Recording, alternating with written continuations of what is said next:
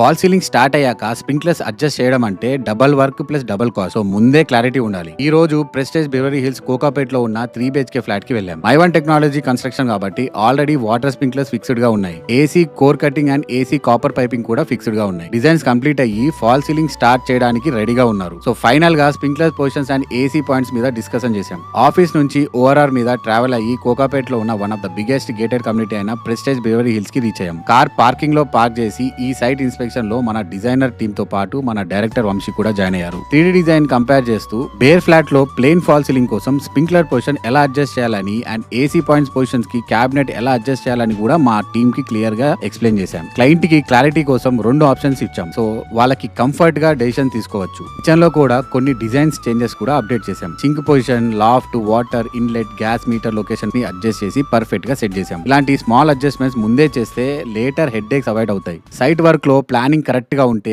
Execution smooth గా ఉంటుంది. RB interior లో మేము డిజైన్ మాత్రమే కాదు ఫ్యూచర్ ప్రాబ్లమ్స్ కూడా ముందే సాల్వ్ చేస్తాం. సాయంత్రం మా సన్ హెనిత్ తో ఫుట్వేర్ షాపింగ్ కి వెళ్ళాం. మా వాడికి నచ్చిన షూస్ తానే ట్రై చేసి సెలెక్ట్ చేసుకున్నాడు. హ్యాపీగా డే కంప్లీట్ చేశాం.